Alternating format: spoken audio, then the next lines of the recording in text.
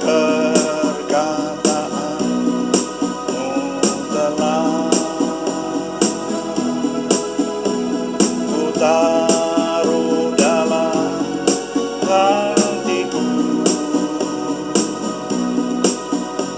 supaya jangan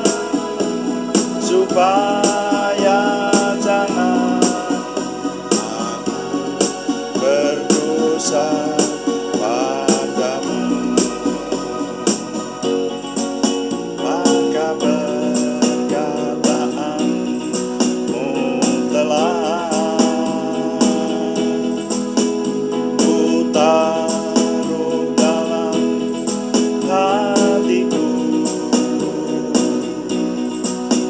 supaya jangan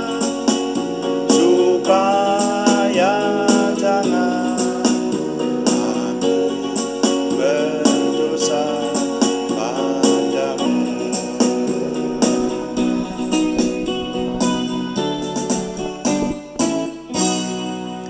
Bapa, kami mengucap syukur malam hari ini Tuhan memberkati kami. Kami mempersembahkan doa malam kami untuk kemuliaan nama Tuhan dan kami semua diberkati. Dalam nama Tuhan Yesus Kristus kami berdoa, haleluya, amin. Selamat malam Bapak, Ibu, Saudara sekalian yang sudah bersama dengan kita di sini dalam doa malam hari ini. Doa malam melalui online ini diadakan secara iman Kristiani dengan dasar keyakinan kepada Tuhan Yesus Kristus, Yeshua HaMasiah, Juru Selamat dunia, Imam Besar Agung kami. Dan firman Tuhan yang didokumentasikan dalam kitab suci Perjanjian Lama serta Perjanjian Baru menjadi pegangan kami, menjadi pegangan kita sekalian. Saudara, doa malam ditujukan untuk menjawab pertanyaan. Karena itu kalau ada pertanyaan dari saudara seiman, silahkan dikirimkan kepada kami. Nanti akan coba kami jawab menjadi tema-tema dalam doa malam kita. Nah, untuk kali ini juga kami akan melanjutkan menjawab pertanyaan dari Ibu Endah Trilestari di Salatiga. Pertanyaannya adalah, saya ulangi ya, di alam akhirat nanti katanya manusia itu diberi rohnya baru, tubuhnya baru, semuanya baru, dan akan dapat berkumpul saling bertemu. Itu sinkronisasinya bagaimana? Kemudian pertanyaan berikutnya adalah, kalau di bumi seseorang ditinggal mati pasangannya, lalu menikah lagi, nanti di alam akhirat apakah mereka bertiga dapat bertemu? Itu penjelasannya seperti apa? Nah, yang lalu sudah kita dapati bahwa untuk mengerti alam akhirat itu kita orang beriman tidak ada lain sumber, kita menelitinya dari firman Tuhan. Seperti itu, sudah pasti.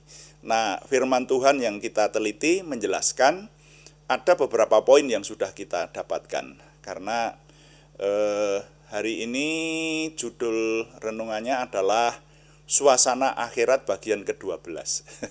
Jadi kita sudah menjawab pertanyaan Bu Endah Trilestari sampai 11 kali. Sekarang yang ke-12, subjudulnya Ada Penyembahan kepada Tuhan. Nah, yang lalu sudah kita dapati bahwa penelitian kita akan firman Tuhan, akhirat itu adalah alam atau tempat di mana semua roh manusia akan kembali berkumpul di sana. Itu yang pertama ya. Lalu yang kedua, alam akhirat yang disebut surga adalah alam atau tempat yang diingini banyak orang. Nah, faktanya semacam itu. Ini semua didukung dengan ayat-ayat firman Tuhan ya. Lalu yang ketiga adalah suatu alam atau tempat asing dan baru yang tidak pernah timbul dalam hati manusia. Yang keempat, bahwa ternyata di akhirat ada dua tempat, yaitu tempat kemuliaan atau tempat kebahagiaan yang biasa disebut surga dan tempat hukuman kekal yang biasa disebut neraka. Kemudian yang kelima, kita jumpai bahwa surga dijelaskan adalah tempat kesukacitaan atau tempat kebahagiaan. Lalu yang keenam, pada zaman akhir, di akhirat orang-orang benar akan dibangkitkan dengan tubuh yang baru. Kemudian yang ketujuh, di alam akhirat tidak ada perkawinan. Orang tidak kawin dan tidak dikawinkan. Kemudian yang kedelapan, kita dapat dari pengajaran Tuhan Yesus bahwa di alam akhirat manusia masih tetap saling mengenal. Nah, seperti itu. Kemudian yang ke-9, Yang ke-9, di alam akhirat nanti orang tidak dapat berpindah tempat antara surga, neraka, dan bumi. Jadi kalau ada orang yang di surga, ya di surga terus. Tidak bisa pindah ke neraka. Kalau yang di neraka juga di neraka terus, tidak bisa pindah ke surga dan tidak bisa kembali ke bumi, kemudian kembali ke akhirat lagi, gitu tidak bisa. Jadi orang tidak bisa berpindah tempat. Kemudian yang ke-10, kita dapati dari firman Tuhan bahwa di kerajaan surga ada upah besar. Dengan demikian dimungkinkan juga ada upah kecil, gitu saudara ya. Jadi ada pahala besok, ada pahala besar, ada pahala kecil. Kemudian yang ke-11 kemarin kita mendapati bahwa sesuai firman Tuhan di kerajaan surga nanti ada yang disebut terbesar dan ada yang disebut paling kecil. Nah, ini dimungkinkan bukan besar tubuhnya tetapi adalah kedudukannya. Nanti akan semakin dijelaskan pada penjelasan-penjelasan berikutnya. Nah, saudara, sekarang akan kita cermati dari kitab Wahyu. Saudara, kitab Wahyu diawali dengan pernyataan bahwa pewahyuan dari Tuhan diberikan kepada Rasul Yohanes. Dan dikatakan di sana bahwa hal ini akan segera terjadi. Nah, di dalam kitab Wahyu ini banyak membicarakan tentang suasana akhirat, saudara ya. Kita baca Wahyu pasal 1 ayat 1 ya, untuk permulaan ini. Bunyinya begini. Inilah wahyu Yesus Kristus yang dikaruniakan Allah kepadanya, supaya ditunjukkannya kepada hamba-hambanya apa yang harus segera terjadi. Apa yang harus segera terjadi. Dan oleh malaikatnya yang diutusnya, ia telah menyatakannya kepada hambanya Yohanes. Kemudian Rasul Yohanes menuliskan sampai di kita. Nah, seperti itu. Jadi kitab Wahyu itu banyak menunjukkan beberapa gambaran tentang zaman akhir atau akhirat. Di sini akan kami ketengahkan beberapa yang sempat kami pahami saja, saudara ya. Yang kali ini tentang penyembahan. Nah, kita dapati dalam kitab Wahyu bahwa Rasul Yohanes mendapatkan penglihatan atau wahyu suasana dalam penghadapan Tuhan. Di hadirat Tuhan, seperti itu. Di sana ada penyembahan kepada Tuhan. Kita baca Wahyu pasal 4 ayat 9 sampai 11, saya baca ya. Dan setiap kali makhluk-makhluk itu mempersembahkan puji-pujian dan hormat dan ucapan syukur kepada Dia yang duduk di atas tahta itu dan yang hidup sampai selama-lamanya, maka tersungkurlah ke-24 tua-tua itu di hadapan Dia yang duduk di atas tahta itu, dan mereka menyembah Dia yang hidup sampai selama-lamanya. Dan mereka melemparkan mahkotanya di hadapan tahta sambil berkata, "Ya Tuhan dan Allah kami, ya Tuhan dan Elohim kami." Kira-kira begitulah. Engkau layak menerima puji-pujian dan hormat dan kuasa, sebab Engkau telah menciptakan segala sesuatu, dan oleh karena kehendakmu semuanya itu ada dan diciptakan. Ini sampai diciptakan ada pujiannya ya, ayat ini. Nah itu. Jadi penyembahan kepada Tuhan ini adalah jenis kegiatan yang ada di kerajaan surga. Di surga itu orang nanti pekerjaannya menyembah Tuhan, saudara. Ya, jadi bagian-bagian yang menjelaskan tentang penyembahan kepada Tuhan dalam kitab Wahyu ini dapat dilihat nanti. Ya, saya sebutkan antara lain Wahyu pasal 4 ayat 9 sampai 11 ya, yang sudah kita baca tadi. Kemudian pasal 5 ayat 14, pasal 7 ayat 11. Bu Endah Tri Lestari kalau mau meneliti nanti silahkan ya. Pasal 5 ayat 14, pasal 7 ayat 11, kemudian pasal 11 ayat 16, lalu pasal 15 ayat 4, dan pasal 19 ayat 4 dan ayat 10. Jadi cukup banyak dijelaskan nanti. Di kerajaan surga itu pekerjaan orang-orang adalah menyembah Tuhan. Nah, kegiatan menyembah Tuhan di kerajaan surga ini dimulai dari disebutkan 24 tua-tua yang tadi sudah kita baca tadi, yang bahkan melemparkan mahkota mereka untuk bersujud dan menyembah kepada Tuhan. Nah, karena itu sering ada guyonan Ya kalau orang-orang teman-teman seiman itu guyonan, wah di surga itu kerjanya nanti hanya memuji menyembah gitu, memuji menyembah apa ndak bosen. Ya sekali waktu pengen main kartu atau apalah iseng-iseng seperti itu. Nah, eh, saudara, bagi orang beriman yang sudah menghayati penyembahan kepada Tuhan, akan dapat menghayati bahwa penyembahan kepada Tuhan itu bukan sekedar menyanyi, bukan sekedar meninggikan dan memuliakan nama Tuhan, tetapi penyembahan kepada Tuhan adalah sebuah kenikmatan. Karena itu penyembahan kepada Tuhan itu dinikmati. Nah, mari kita introspeksi sekarang, ya.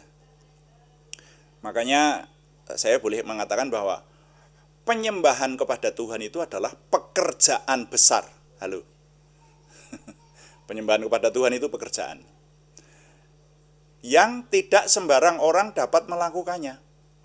Hanya mereka yang diberi kesadaran sampai kepada penghayatan bergaul karib dengan Tuhan dan menikmati ada di hadapan Tuhan yang dapat merasakannya. Nah, dengan demikian menyembah Tuhan adalah sesuatu yang indah, harusnya seperti itu. Mulia dan kudus yang hanya dapat dirasakan oleh orang-orang beriman yang sungguh-sungguh kepada Tuhan. Saya menyimpulkan bahwa salah satu kebudayaan surgawi yang sudah dinyatakan oleh firman Tuhan adalah penyembahan kepada Tuhan. Jadi nanti dimungkinkan penyembahan kepada Tuhan itu adalah pekerjaan utama bagi orang-orang yang ada di surga. Nah, mau mengerjakan apa lagi? Di hadapan Tuhan, di kerajaan yang sudah tentram dan damai itu. Ya, itu tafsiran sih. Nah, di surga besok yang jelas tidak dinyatakan ada khotbah. Tidak ada renungan firman Tuhan, gak ada pekerjaan hamba Tuhan di sana, tidak ada pendeta, tidak ada kiai guru atau apapun ya.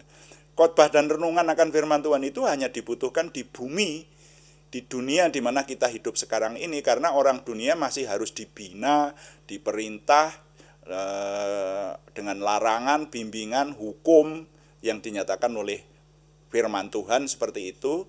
Nah, sedangkan keadaan manusia yang heterogen dan dicatat bahwa kecenderungan hati manusia selalu membuahkan kejahatan semata-mata ketika di bumi, maka firman Tuhan itu masih perlu dijelaskan, ditunjukkan, bahkan dijejal-jejalkan gitu saudara, oleh para pengkhotbah di dunia. Ya. Sedang di surga keadaan sudah sangat rapi. Sudah rapi tersusun, pemerintahan dipimpin oleh Tuhan sendiri, umat dan para malaikat yang ada adalah umat yang sudah bertobat dan lahir baru, sudah tidak perlu dikhotbahi lagi. Jadi di surga yang ada terutama adalah penyembahan kepada Tuhan. Karena itu, coba mari kita cek diri kita. Apakah sekarang sebagai umat beriman kita sudah memiliki kebudayaan menyembah Tuhan? Halo. Serius ini saya berkata. Karena banyak orang-orang beriman, banyak orang Kristen, tetapi tidak atau mungkin belum menyadari atau belum memahami bahwa menyembah Tuhan itu adalah pekerjaan kita umat beriman, dan menyembah Tuhan itu adalah kenikmatan. Nah, apakah kita senang menyembah Tuhan? Kalau belum merasakan kesenangan dalam kenikmatan menyembah Tuhan, masih harus direnungkan apakah diri saudara sudah layak di hadapan Tuhan. Ya, mari kita merenungkannya. Jadi nilai yang dapat saya ketengahkan kali ini adalah di surga yang utama adalah menyembah Tuhan. Jadi kita wajib mendidik diri supaya membiasakan diri menikmati penyembahan kepada Tuhan. Saya ulangi, di surga yang utama adalah menyembah Tuhan. Jadi kita wajib mendidik diri supaya membiasakan diri menikmati menyembah Tuhan. Tuhan dipuji, amin. Mari kita layani Tuhan dengan doa. Kita tutup dengan doa yang Tuhan ajarkan kepada kita. Bapa kami yang di surga, dikuduskanlah namamu, datanglah kerajaanmu. Jadilah kehendak-Mu di bumi seperti di surga. Berikanlah kami pada hari ini makanan kami yang secukupnya, dan ampunilah kami akan kesalahan kami, seperti kami juga mengampuni orang yang bersalah kepada kami. Dan janganlah membawa kami ke dalam pencobaan, tetapi lepaskanlah kami daripada yang jahat. Karena Engkaulah yang mempunyai kerajaan dan kuasa dan kemuliaan sampai selama-lamanya. Dalam nama Tuhan Yesus Kristus kami berdoa. Amin. Demikian doa malam hari ini, saudara sekalian. kami kembali terus memberitahukan bahwa doa malam dilaksanakan setiap hari, yaitu pada jam 6 malam atau jam 18. Juga ada doa pagi yang diadakan setiap hari Senin sampai Sabtu, setiap jam 5 pagi, hanya temanya berbeda. Yang doa malam menjawab pertanyaan, yang doa pagi meneliti seluruh isi Alkitab. Terima kasih kepada teman-teman, saudara-saudara, para sahabat ya, yang setia mengikuti, dan juga terima kasih kepada yang sudah selalu menyampaikan dukungan. Kami tetap mengharapkan dukungan Anda, setidaknya dukungan doa. Dan juga terima kasih yang belum berikan subscribe, berkenan berikan subscribe, like, komen, dan share, bagikan kepada teman-teman lain sehingga lebih banyak lagi yang diberkati bersama dengan kita. Selamat malam, Tuhan memberkati. Amin.